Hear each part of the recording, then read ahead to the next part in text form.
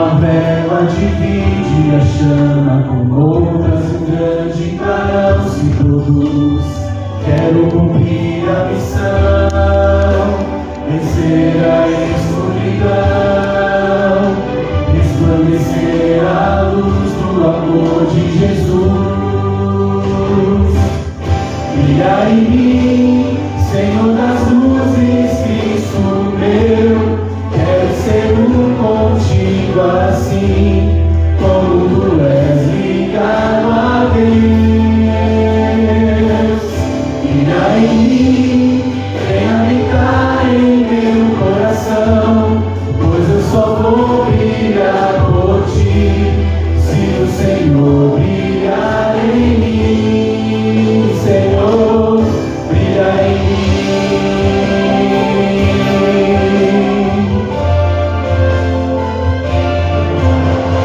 Como o sol do céu eu quero brilhar, como o farol que guia os barcos no mar, ser portador de luz e compartilhar,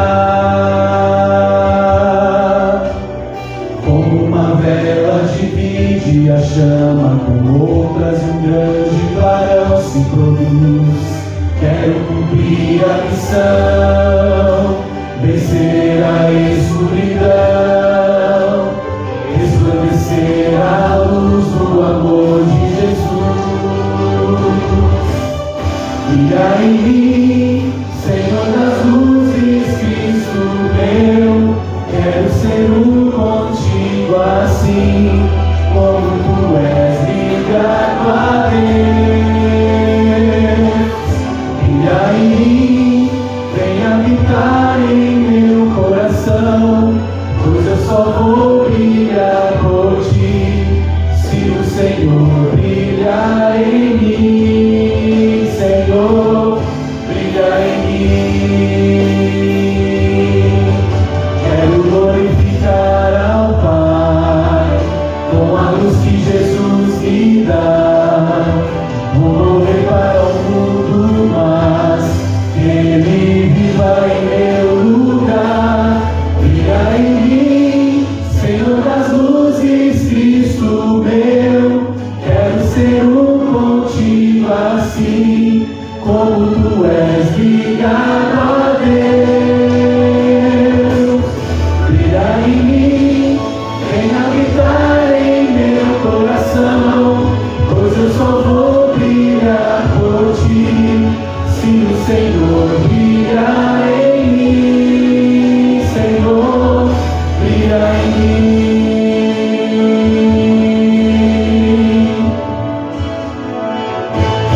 Amém. Amém. Agora vamos nos colocar em pé para nós orarmos.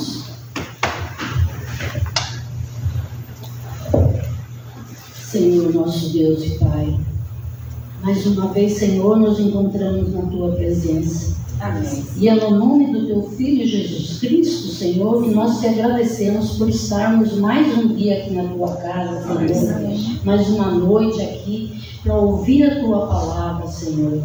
Oh, meu Pai, abençoa aquelas pessoas que não puderam vir por um momento, por um motivo ou por outro, Senhor. Não conseguiram chegar até aqui, mas que o Senhor venha abençoá-los também falar ao coração deles.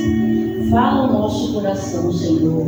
Usa, meu Pai, a Débora, que seja o Espírito Santo usando ela para falar com a gente, para que nós possamos entender as Tuas palavras. É tudo que nós te pedimos e te agradecemos em nome do Senhor Jesus. Amém. Amém.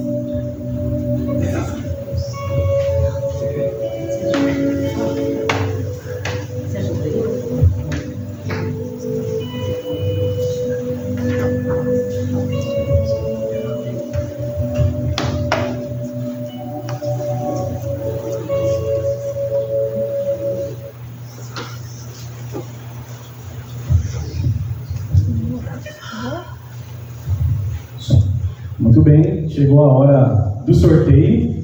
Você já deve estar com o seu número aqui. E aí nós vamos aqui sortear para ver se você será sorteado hoje e ganhará alguma coisa. Então, o primeiro número que for sorteado, eu falo os 3 últimos, né? Ó, confere no seu papel. 4, 5, 4. Alguém? Olha! Ah, maravilha! Ouviu lá de baixo, hein? Que bom!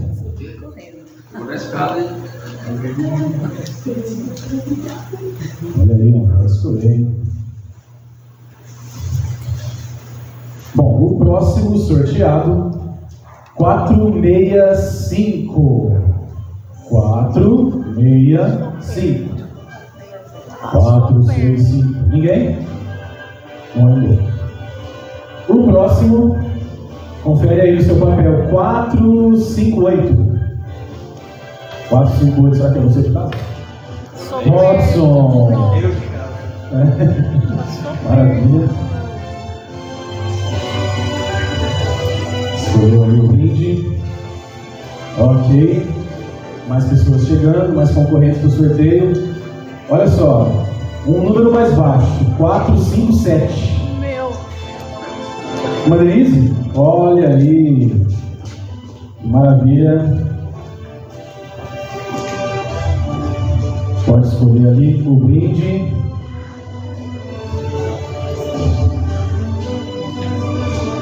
Que maravilha. O próximo, 464. 464. Ninguém? Minha mãe. Your mother, sua mãe. Venha buscar para a mamãe. Qual você acha que a sua mamãe escolheria? Eu disse que agora você é ela. Tá aqui. É esse? Tem mais um então. O último. Se não for agora, olha. 456. Priscila. Olha aí. Então, Priscila, só tem aqui.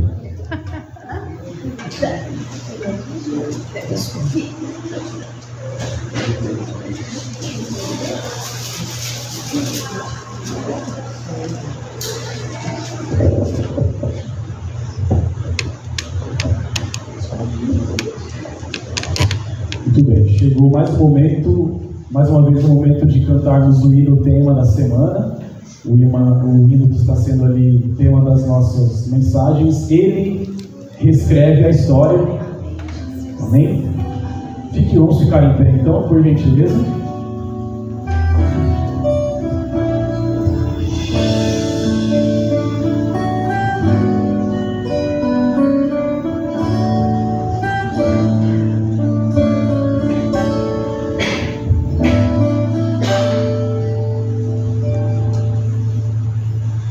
Olho para o mundo e tento descobrir o que aconteceu.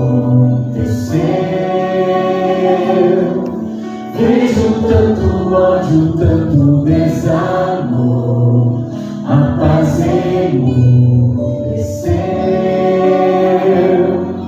Na cidade do interior, a maldade se espalhou de um jeito. A Bíblia conta, são sinais do fim, e a esperança está na breve volta de Jesus.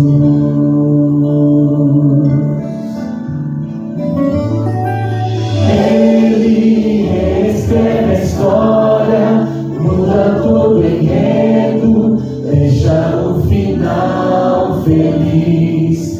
Ele é mais que especialista em mudar a vida e apagar o que passou. Hoje entregue os seus planos, todos os seus sonhos, leve aos pés do Salvador. Ele não muda só a história, na verdade quer mudar você.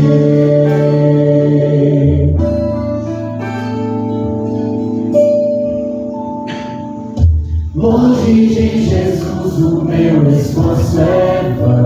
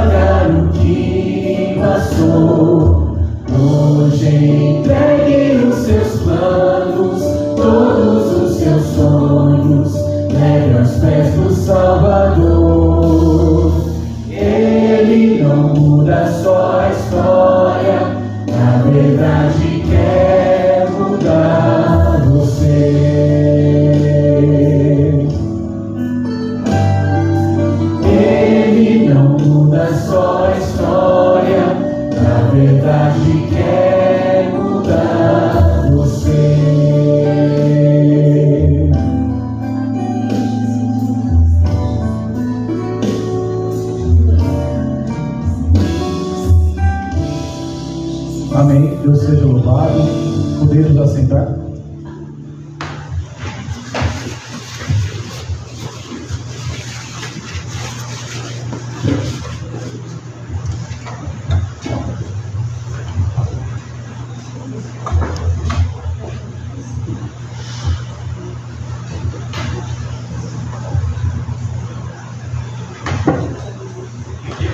Boa noite, irmãos. Que a graça e a paz do Senhor Jesus esteja conosco. Que noite gostosa, com uma chuvinha que o Senhor mandou para nós. Louvado seja Deus por sua vida, por estar aqui no culto hoje, para juntos ouvirmos um pouquinho mais a respeito daquilo que Deus preparou para essa semana. Pois bem, feche os seus olhos, vamos falar com Deus. Santo e soberano Pai, exaltado seja, Senhor, o teu nome por tudo que és. Nós te louvamos pela chuva, nós te louvamos pelo dom da vida, a saúde. O Senhor até aqui tem nos ajudado, Pai. Te louvamos pelos irmãos que vieram à tua casa, pelos irmãos e os amigos que estarão assistindo também através da transmissão. Que o Senhor possa abençoar cada um de nós, ó Deus, com ricas bênçãos, segundo aquilo que o Senhor tem preparado para nós, segundo aquilo que o Senhor escreveu para a nossa história. Nós te louvamos, ó Pai querido, pelas riquezas da Tua palavra que já tem entrado no nosso coração. E abrimos mais uma vez este coração, Senhor, para ouvir a Tua voz, ó Deus, e o Senhor nos edificar mais na Tua presença. Fica conosco e nos abençoa. É o que te pedimos em nome de Jesus. Amém. Amém. Você se lembra? Você se lembra ontem sobre o que nós falamos? Quem era o personagem de ontem? Jacó. Ele já chega falando, né? Deixa eu fazer uma pergunta. Esse relógio aqui tá certo ou aquele? Apesar que tá 2 minutos só, né? Acho que é 2 minutinhos a diferença. Tá bom. Pois bem.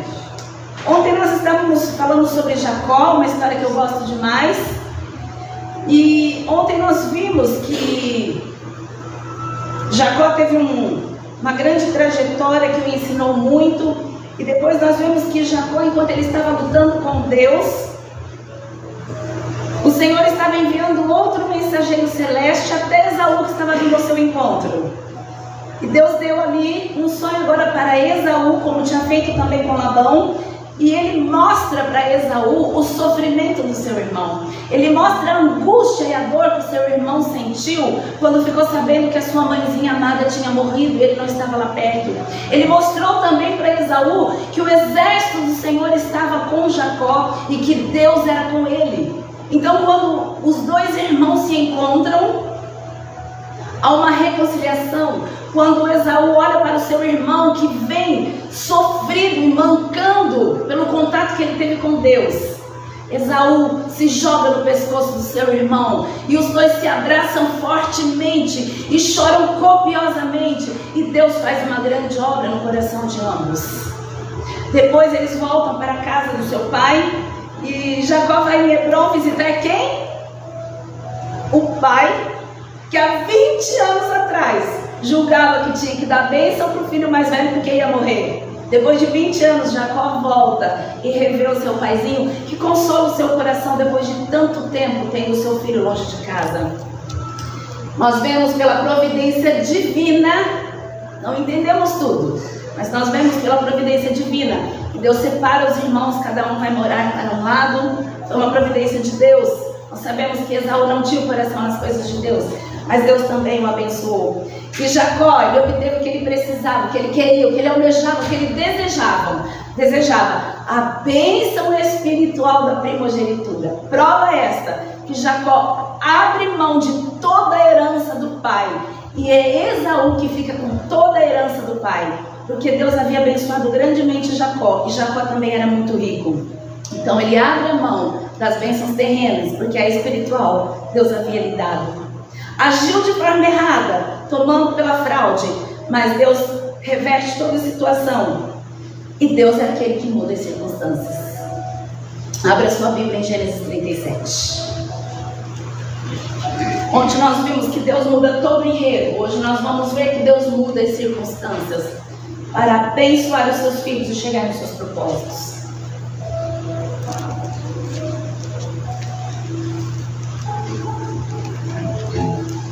Deus abençoe você que está acompanhando essa transmissão e que Deus fale poderosamente ao seu coração também.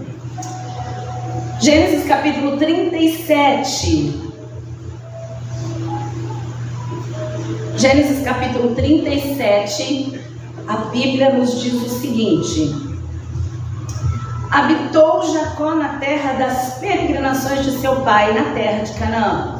Essa história é a história de quem? Essa história é a história de Jacó. Mas a Bíblia continua. Tendo José 17 anos, apacentava os rebanhos com seus irmãos, sendo ainda jovem, acompanhava os filhos de Bila e os filhos de Zilpa, mulheres de seu pai, e trazia más notícias deles a seu pai. Ora, Israel amava mais a José que a todos os seus filhos, porque era filho da sua velhice, e fez-lhe uma túnica talar de mangas compridas. Vendo, pois, seus irmãos que o pai o amava mais que a todos os outros filhos, odiaram-no e já não lhe podiam falar pacificamente. Aqui nós já identificamos muitas coisas. Primeiro, a Bíblia diz que a história de Jacó e começa contando a história de José, porque a história dos pais, ela é mostrada nos filhos. As histórias que nós estamos vivendo, nós estamos mostrando tudo aquilo que o nosso pai nos deu, todo o legado dos nossos pais. E o interessante, eu não sei se você já repara de cara, que Jacó reproduz o que Isaac havia feito com ele, com Esaú, né? Isaac gostava mais de Esaú, isso foi um grande problema. Nós vimos na história ontem. E agora Jacó, ao invés de agir diferente, ele demonstra de todas as formas que ele prefere José. Olha a história se repetindo. Olha a impressão de um pai ficando em um filho. E ele mostra que José era o filho da sua velhice, José era o filho de Raquel, a mulher que ele tanto amava, e ele dava toda a preferência para aquele filho. Ele fez uma túnica, deduzimos que parecida com essa que eu estou, só que aberta na frente, muitas cores. Era uma túnica muito especial, que era dada para pessoas especiais. E quando os outros irmãos, os outros 10 irmãos viam aquilo, todos os privilégios que o pai dava para... Imagina um pai tendo 13 filhos, junto com Diná, e dá preferência para um deles. Os irmãos invejavam José e tinham ódio de José. Começaram, é como se o pai, com a sua preferência absurda, estivesse imprimindo, implantando ali, plantando uma semente de inveja no coração dos seus filhos. Isso é algo muito triste e nós precisamos tomar muito cuidado com isso. O pai, além de dar a túnica, dava toda a atenção, toda a proteção, todo o cuidado para José. Poupava José até de trabalhos pesados. E tinha José como aquele que trazia as notícias dos irmãos. José não ficava inventando, não ficava fofocando, mas tudo que os irmãos faziam de errado, ele trazia para os pais. E doía o seu coração por isso. Nós vemos pela revelação. E pior, além deles terem a raiva de José, porque ele era o preferidinho do papai, ainda aumentava a raiva, ampliava por conta do caráter de José. José era um menino bom. José era amável, era amoroso. José falava com eles bondosamente: por favor, não agem desse jeito, Deus tem tantas bênçãos para nós, agem diferente, faz as coisas diferentes. Ele sentia um ódio, porque quando você é bom, é como se as suas ações refletem o erro dos outros, e as pessoas passam a ter raiva. Você já viu pessoas que são muito lindas, que as pessoas desprezam porque a beleza do outro incomoda? Pessoas que são muito inteligentes são odiadas porque a inteligência incomoda? Isso se chama inveja. A mesma coisa que Satanás teve de Cristo. Os irmãos invejavam José. Invejavam José porque José tinha o coração voltado nas coisas de Deus. Tudo que o pai falava, José guardava no coração. José era um filho muito bom, um filho obediente, um filho que procurava fazer as coisas certas.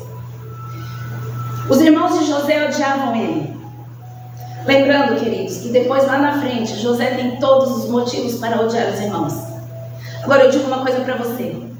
Ódio, sentimento, é uma escolha. Você pode fazer o que você quiser para mim. Você pode ficar chateado comigo por alguma coisa que eu fiz e não percebi que você não gostou. Uma palavra, uma ação que às vezes não tem intenção ruim nenhuma, mas você interpretou errado. Você pode estar chateado com alguém, o que for. Mas daí eu me afastar de você, odiar você porque você está me tratando com desdenho ou com desprezo, simplesmente eu escolho. Você escolhe se você quer odiar e se você quer se afastar das pessoas que parecem ou que realmente te ferem. Isso é uma escolha principalmente como cristão. E como cristão, irmãos, meu Deus, dar a outra face. Que coisa difícil. Que coisa difícil amar como Cristo ama. Difícil enquanto nós não conseguimos sentir. Depois que experimentamos, nós vemos que isso é nada mais, nada menos do que Cristo agindo em nós. Isso só vem por meio de uma comunhão íntima e estreita com Ele. Do contrário, vão ser só os sentimentos humanos que todos nós temos. E nós vemos ali que os irmãos odiavam Ele. Você imagina que se amar as pessoas não livra nós de problemas. Eu amo vocês, e nem por isso eu não tenho problemas. A gente tem problemas. Mas imagina odiar. Quantos problemas a mais terão? Não falar em amar. Vocês se lembram que eu disse da minha amiga que eu amava muito, que eu pedi perdão para ela antes de começar a semana? Ela mandou mensagem em casa para mim. Assisti a sua pregação, também te amo. E eu mandei para ela, meu Deus, eu nem lembro que esse negócio está sendo gravado. E ela me mandou o retorno. Amar é uma escolha, odiar é uma escolha. Pois bem, eu gosto demais dessa história, é uma das histórias mais extensas da Bíblia, não dá pra gente falar tudo, tenho certeza absoluta que todos os irmãos já conhecem a história, e eu vou falar aquilo que é necessário para o nosso coração hoje. José era odiado por quem ele era. E um dia o seu pai pede para aquele menino, 17 aninhos mais ou menos, dizem aí os historiadores, os estudiosos, entre 16, 17 e 18, mas nós vemos aqui que a Bíblia fala 17 anos de idade. E o pai fala para ele, olha filho, vai dar uma olhada nos seus irmãos que eles estão apacentando o rebanho lá. O pai nem imagina que ele não iria mais ver o seu filho tão cedo. Ia chegar uma notícia tão triste que o seu coração ia ficar partido. O pai pede para que ele vá até os irmãos. E ele vai. Chega no lugar que os irmãos não estavam mais lá, alguém fala onde os irmãos estavam, e ele vai até lá. Quando ele vem ao longe, os irmãos não levaram em conta o cansaço, a distância, que ele teve que se deslocar de onde ele estava para o lugar que achava que eles estariam, depois teve que ir mais longe para saber como eles estavam. Os irmãos permitem ser tomados por aquele ódio, aquela raiva, aquela inveja que eles deixaram descer ao coração, plantar o seu ninho e fazer morada ali no seu coração. E o que eles fazem? Começam a planejar assim, bem rapidinho. Vamos matar ele. Lá vem o sonhador mor. Ele já tinha plantado o sonho, que os irmãos se prostravam diante dele. E aí quando ele está chegando, o Espírito Santo, Deus, ele trabalhou, ele influenciou o coração de Rúben e o coração de Judá para que não matassem o menino. Deus trabalhou em toda a história. Deus muda as circunstâncias. Você acredita em predestinação? As pessoas dizem assim, para você entender, isso tinha que acontecer com José e acabou. Quando alguém morre, quando acontece uma tragédia, o que nós escutamos? Deus quis assim, como uma predestinação. Não tem como eu fugir disso. A Bíblia fala de uma predestinação, apenas uma. O resto é livre-arbítrio. A Bíblia fala que todos nós, a humanidade foi predestinada à salvação. Mas ela escolhe se ela quer ser salva ou não. Do contrário, queridos, as circunstâncias, as escolhas, as atitudes de cada um de nós é que vai nos conduzir para o bem ou para o mal. Eles escolheram se levantar contra o seu irmão. Mas o Senhor toca no coração de Rúben e no coração de Judá. Rúben era o primogênito. O que ele fala? Não, para que matar o menino? É nosso irmão, vamos ter essa culpa sobre nós. Vamos jogar ele na cova e deixar ele aí. Depois um bicho mata ele, ele morre aí na cova. Mas na verdade ele queria depois tirar o menino da cova. Por que, se Rúben era o primogênito, não deram ouvidos para Rúben? Porque o Rúben ele se ausenta e quando ele volta o menino não está mais. Por quê? Porque Rúben havia se deitado com a concubina de seu pai e ele tinha perdido aquela influência sobre os seus irmãos. Os irmãos, quando vê uma caravana, toma José e vende José. Gênesis não fala, mas Salmos vai nos contar que no momento em que eles jogam José dentro daquela cova, por inveja de todo o comportamento de quem José era e por inveja de uma túnica que ele havia recebido, lançam ele ali na cova, não fazendo conta da sua vida, do seu parentesco. Isso é um pingo de amor, de piedade. A Bíblia fala que José gritava, chorava, clamava e pedia para que eles não fizessem aquilo com eles. A sensação que temos é que José está lá quietinho, né? Que Gênesis não relata o comportamento de José dentro da cova. Mas ele clamou pelos irmãos para que não fizessem aquilo. E os irmãos vendem ele, ainda tiram vantagem, proveito da situação e vendem ele. Pegam aquela túnica, que era o símbolo da inveja que eles tinham do seu irmão, matam um bichinho e levam para o pai e inventam uma tremenda mentira, não também tomando conta que ia cortar o coração do seu pai. Eles voltam para casa, o pai chora profundamente, passa o luto e nunca mais se esquece daquilo.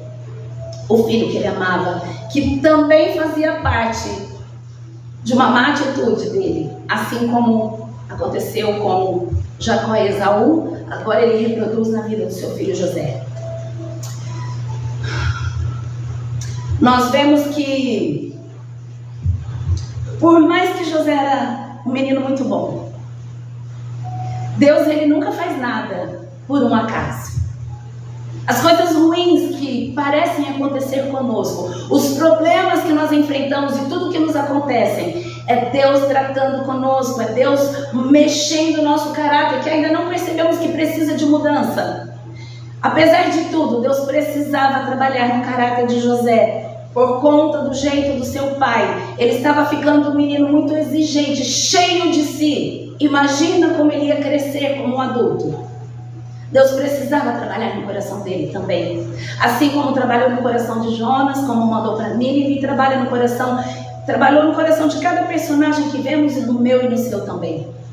É por isso que nós precisamos ter em mente muito vívido, em tudo dar graças, porque essa é a vontade de Deus.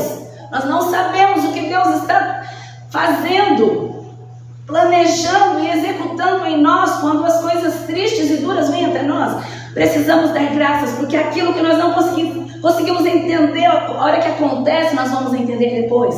Em tudo dar graças, porque essa é a vontade de Deus. E José, quando ele está indo agora sozinho, sem o pai, sem ninguém mais para contar, preso ali por cadeias, está indo como um escravo agora, não mais alguém que os irmãos julgavam, e poderia até acontecer.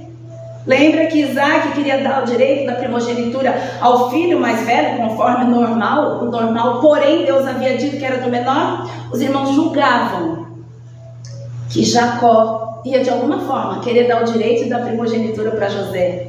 Mais um motivo para odiá-lo e eliminá-lo. E agora nós vemos que ele está sozinho. Deus estava levando José para deixar de ter a proteção e confiar ali nos cuidados excessivos do pai, para depositar totalmente a sua confiança em Deus. E conforme ele foi indo para o Egito, ali mesmo, sem a ajuda do pai, ele viu que ele não estava preparado para tudo aquilo que ele ia enfrentar, para todas as circunstâncias que viriam, para todos os problemas. E ele, caminhando ali, em pensamento, ele fez uma oração a Deus. Ele orou e ele pediu para que o guarda de Israel estivesse com ele no seu exílio, para que Deus estivesse com ele. E Deus o acompanhou em toda a sua trajetória. Os anjos do Senhor prepararam todo o caminho para que ele fosse levado para a casa de Potifar. Ei! Quando você está andando, trabalhando, planejando, se você tem colocado diante de Deus os seus propósitos, os seus problemas, aquilo que você precisa fazer, as suas decisões, pode ter certeza que à sua frente vai o anjo do Senhor para preparar todo o caminho que nós precisamos. Nós nem sabemos o tanto que os anjos de Deus já prepararam para estarmos aqui hoje, para estarmos salvos, para entender o propósito de Deus para a nossa vida. E ele vai para o Egito, e o que nós vemos ali no Egito é que ele é vendido para Potifar, e a Bíblia diz que Deus era com ele. José, tudo que ele tocava, prosperava. Tudo que ele tocava era abençoado. Sabe por quê? Os anos na casa de seu pai, observando seus irmãos, administrando os rebanhos do pai, tudo que ele fazia serviu agora para ele ser um bom administrador. Ele era um menino proativo. Ele não esperava pedir, tinha que fazer, ele ia lá e fazia. Eu tenho ensinado muito isso para minha filha. Não faz só o que te pede, faz o que tem que ser feito.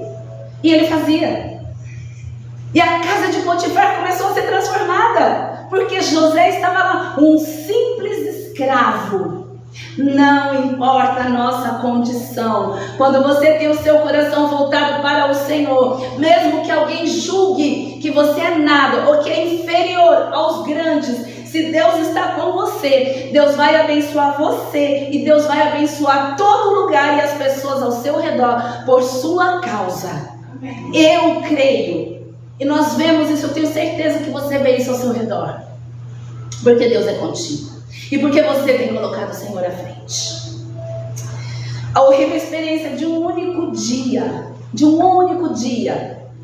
que José teve, aquela terrível experiência, tratou mais dele do que todos os 17 anos que ele esteve com o pai. Foi amadurecendo, foi trabalhando, ele foi se tornando um homem de verdade, resiliente.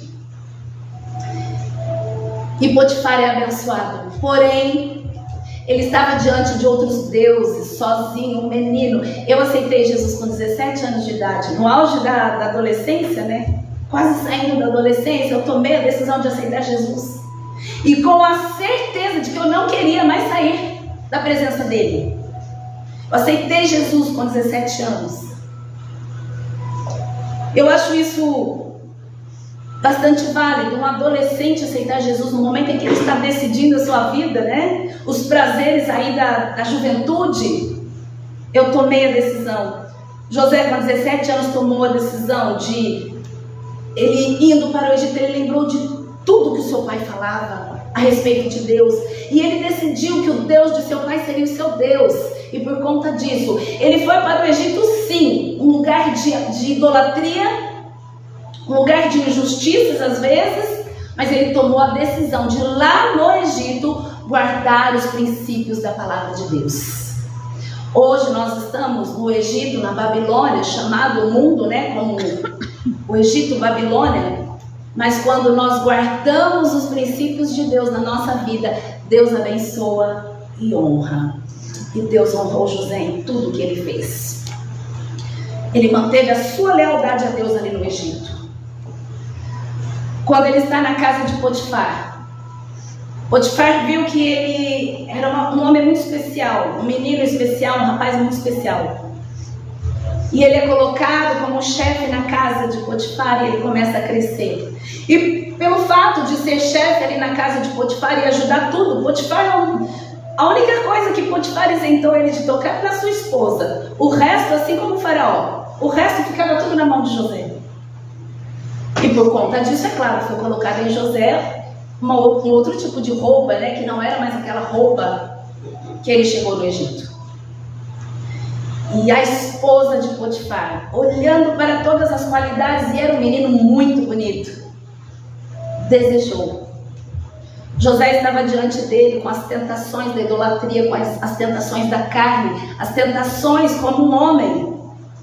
E ele propôs no seu coração não pecar contra o Senhor.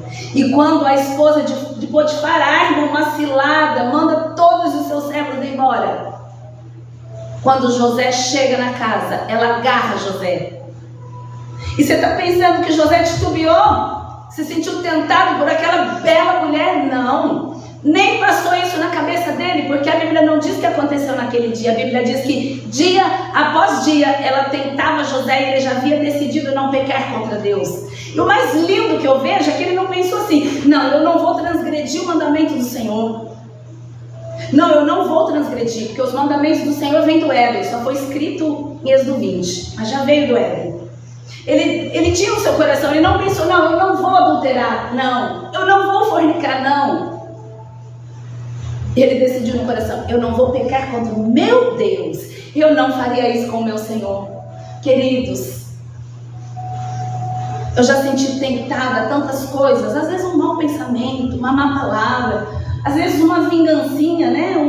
Uma briga. Vou falar tudo que eu tenho que falar para ele e para ela, mesmo que não seja fora de casa, às vezes até em família.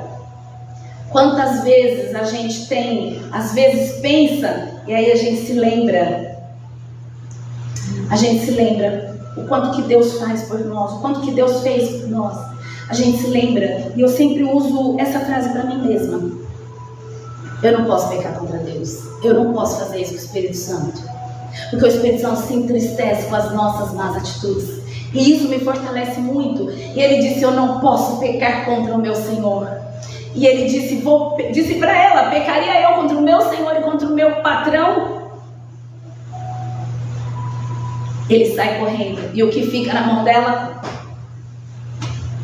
A bendita capa. Já lançou ele uma vez na cova, agora uma túnica, uma vestimenta, lança ele na prisão. É claro que nós sabemos que ele foi para a prisão porque Potifar acreditava mais nele do que na esposa. Tinha matado. Ele vai para a prisão. As bênçãos de Deus nos acompanham onde nós estamos. Permanecer fiel na presença de Deus vale muito a pena.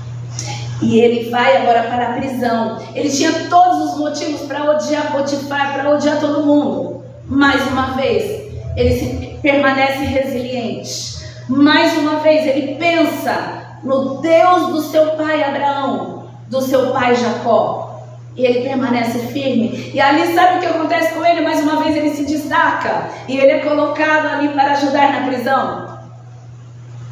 Ele é colocado ali na prisão para também ajudar. E agora, ali na prisão, tem 2 homens que foram presos. E eles falam a respeito de um sonho. E através daquele sonho, José vê a tristeza deles. E Deus dá ali o dom para que ele interprete aquele sonho. E ele interpreta os sonhos. E exatamente como ele havia interpretado, porque a interpretação vem de Deus, aconteceu. Um foi morto e o copeiro foi restituído às suas funções. E ele diz assim: olha, lembra de mim quando você for restituído?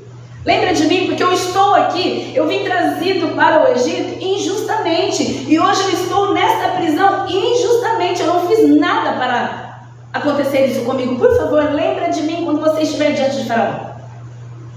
E o rapaz: beleza.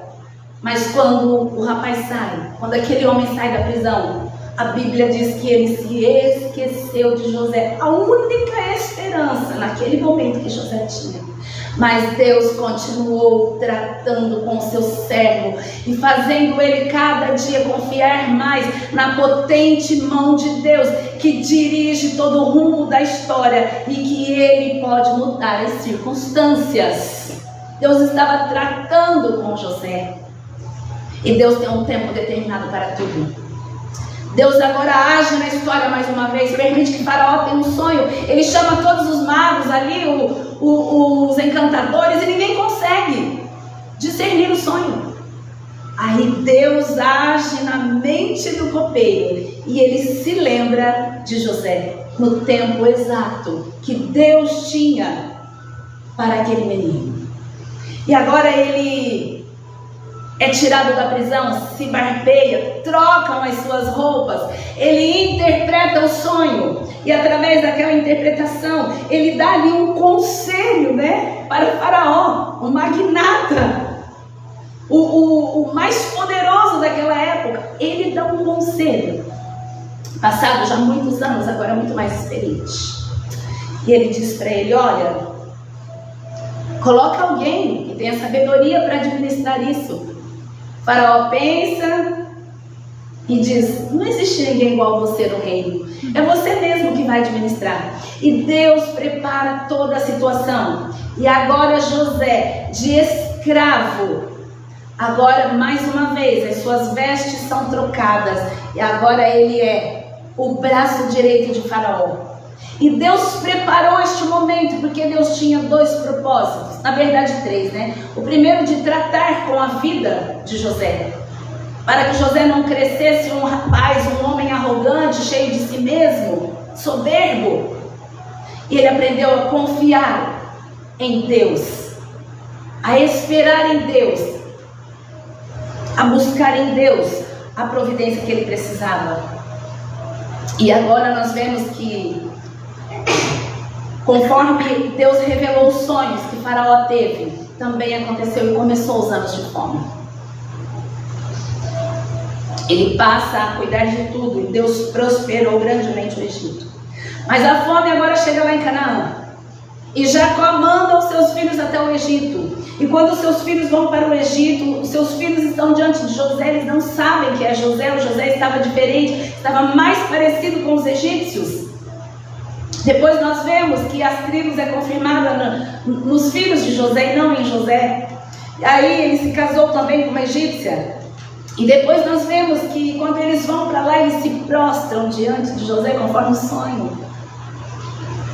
Os planos de Deus não se frustram na nossa vida, vírgula, a não ser que nós, pelas nossas atitudes, deixamos de ouvir o Senhor, deixamos de esperar no Senhor. Aí o que Ele tem para nós realmente não vai se cumprir. Mas se esperarmos nele, descansarmos nele, os planos de Deus vão se cumprir na nossa vida. E um dos planos que Deus tem para mim e para você, e Ele quer que se cumpra, é a vida eterna. Confiemos no Senhor, porque Deus tem o melhor para nós. Os irmãos entre vai e vem por conta da comida que eles precisavam. José, quando vê os irmãos agora, começa a fazer teste para ver se o caráter deles havia mudado. Começa a fazer teste para ver agora como que os irmãos estão. Se eles haviam se arrependido profundamente do seu pecado, do erro que eles haviam cometido, com ele, consigo mesmos, com o pai, contra Deus, contra toda a família. E ele começa a fazer os testes. No último teste, a pedir que Benjamim, o segundo filho de Raquel, que agora José dispensava toda a atenção, quer dizer, Jacó dispensava toda a atenção, e ele faz um teste, e ele percebe que os irmãos estão mudados. Ele percebe realmente que os irmãos foram transformados, que os anos ensinou muitas coisas para os irmãos dele também. Até que um dia ele não aguenta, o coração dele começa a palpitar muito forte diante do que ele começa a ouvir, e os irmãos falavam em hebraico e achava que ele não entendia, e ele entendia tudo. E diante de algumas conversas, de algumas ações, ele não aguenta, e ele pede para todo mundo sair, e ele se revela aos seus irmãos. Os irmãos ficam atônitos, não sabem o que fazer, não sabem o que pensar. A única coisa que vem na cabeça deles: José é o governador do Egito, ele vai nos destruir, ele vai acabar conosco. A tendência, quando existe um mal dentro do meu coração, é sempre imaginar que o outro também é maldoso.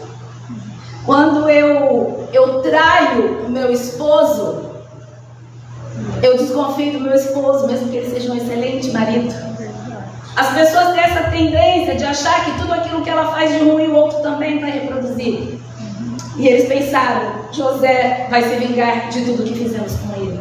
Mas eles não sabiam que Deus havia mandado José ali com propósitos. Um deles era de tratar José, mas os anos tratou também todos aqueles homens. Todos os 10 foram tratados. E quando ele se revela, ele diz: como é que está meu pai? E ele pede que os irmãos voltem e que os irmãos levem o pai para o Egito com a bênção de Faraó. E quando Jacó chega, Jacó que abençoa Faraó, com a autoridade espiritual que ele tinha. Porém, queridos, havia mais um ato de humilhação que aqueles irmãos precisavam passar. Eles precisavam voltar para casa e dizer para o pai Foi tudo mentira. A gente inventou tudo, pai. Eles precisavam dizer para o pai que haviam inventado tudo, que haviam mentido. E Jacó, ao invés de repreendê-los, a alegria foi tão tremenda que ele falou: só importa que o meu filho está vivo, vamos logo, já que vocês estão falando, vamos voltar logo.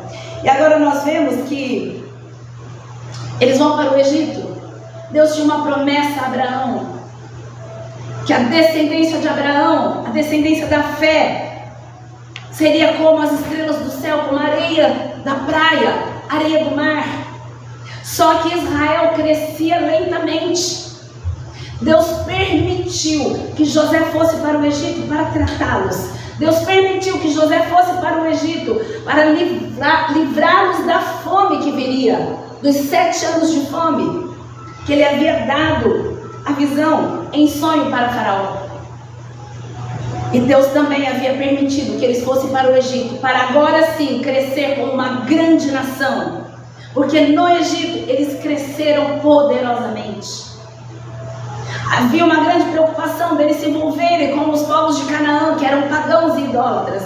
Mas no Egito eles não se envolveram com os egípcios, porque eles não se misturavam. Deus prepara tudo, porque Deus sabe exatamente onde nos colocar, para que a nossa bênção e a nossa prosperidade se cumpra através dos planos que Ele tem para cada um de nós.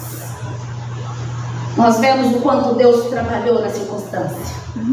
Nós vemos o quanto que Deus tratou com cada um deles, e nós vemos o quanto Deus trata comigo e com você, se assim permitirmos. Ele aprendeu, não mais agora como um menino super protegido, podendo fazer o que queria, que não teria a repreensão do pai, mas agora como um homem de verdade, que havia tido a experiência com o Deus do seu pai, que agora era o seu Deus, que ele havia tomado a decisão de, apesar de tudo, ele tomou a decisão de não odiar. E quando ele viu que o pai e o irmão Esaú se reconciliaram, quando se reencontraram, aquilo com certeza teve uma grande impressão na sua mente, no seu coração, dele e dos irmãos. Quando eles se reencontraram, deixaram de lado todo o ódio e resolveram se reconciliar também. Porque as impressões dos nossos pais é deixado sobre nós. Porém, nós temos o livre-arbítrio para tomar a decisão se queremos amar ou odiar. Se queremos seguir com o peso da culpa e ficar culpando os outros por todas as coisas ruins que nos aconteceram, ou se vamos tomar a decisão de olhar firmemente para Jesus, firmemente para Deus, tê-lo como nosso Deus, confiar nele, depositar toda a nossa confiança e não ficar se vitimizando ou jogando a culpa em um ou em outro. Deus tem me tratado demais nesse aspecto, demais. E que Deus possa tratar comigo e com você a cada dia, queridos. Porque nós vamos precisar de todo esse tratamento para chegarmos no céu, onde só vai entrar um caráter trabalhado, restaurado, transformado. Então, meu apelo nesta noite: confie em Deus e tome a decisão de ser verdadeiramente um servo na presença dEle e entregar a Ele todas as circunstâncias, tudo que tem acontecido de ruim, tudo que tem acontecido de bom, e deixar Deus trabalhar para que os propósitos dele se cumprem em nós. O grupo de louvor vai estar vindo à frente. Nós vamos louvar o Senhor, dizendo para Ele: quero confiar, Senhor. Confia em Deus. Deposita no Senhor os seus problemas, as coisas ruins que têm acontecido, os pesos, as culpas. Confia em Deus, porque Deus é aquele que muda a circunstância.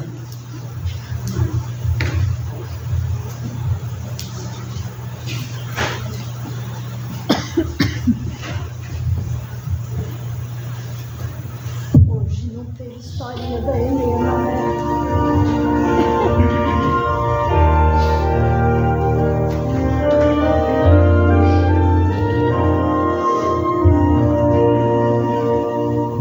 Vida tem tristezas mil, nem tudo é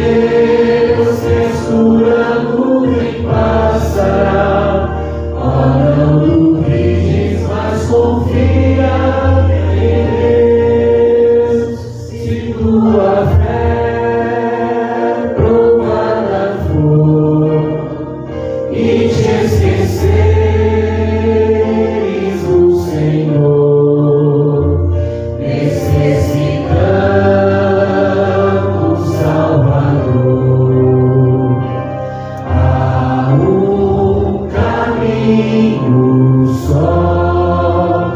Confia em Deus que Ele sempre te ouvirá. Confia em Deus que Ele nunca falhará. Confia em Deus que a escura nuvem passará. Oh, não duvides, mas confia em Deus. Amém. Lembra da Helena? A decisão da Helena foi odiar. Amanhã nós vamos ver mais um pouquinho. E eu convido você para estar aqui amanhã. Me surpreendeu a história de amanhã. Nós vamos falar sobre Maria Madalena. Que as decisões que nós tomemos, seja ao nosso favor, a favor dos outros, para que Deus trabalhe em nós. Feche os teus olhos. Senhor, como é difícil, Senhor, tomar decisões quando vemos que tudo está dando errado. Quando vemos que parece que o mundo está caindo sobre nós, que todos voltaram as costas, que as pessoas que amávamos e confiávamos e julgávamos ser nossos amigos e familiares, são as pessoas que às vezes nos afrontam, as pessoas que às vezes nos trazem tantas dores, Senhor, sofrimento. Como é difícil tomar a decisão de amar, quando não estamos olhando para o Senhor. Porque as experiências que temos tido contigo nos levam a entender o que é amar os nossos inimigos e orar por eles. E nós pedimos que todos os dias o Senhor nos ajude nessa caminhada, que às vezes parece tão dolorosa. As decisões, Senhor, ser tomadas como o Senhor tomou, de amar aqueles que te negaram, que te colocaram numa cruz. Pai querido, nós vemos o Senhor na pessoa de José.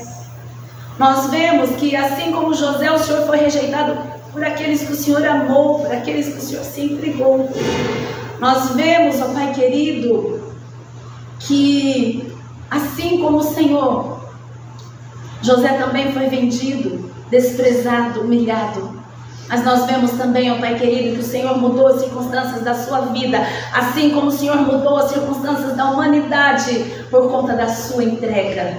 E a sua entrega, ó Pai querido, foi a maior entrega, a maior doação do universo. Por isso nós queremos entregar o nosso coração, ó Pai, confiando em Ti em todas as circunstâncias, mesmo nas adversidades, mesmo quando parece que tudo está contra nós. Queremos confiar em Ti e olhar para o Senhor firmemente, para não perdermos o norte, rumo ao céu eterno. Amém. Fica conosco, Senhor, e nos abençoa. Tira de nós os maus sentimentos e coloca, Senhor, somente os dons do Espírito Santo, que é o maior dom que o Senhor nos deu. Te louvamos por tudo, bendizemos e nos traga em paz amanhã, guardados por Tuas mãos, em o nome do Senhor Jesus. Amém. Amém. Que Deus abençoe a todos em Cristo Jesus. Amém.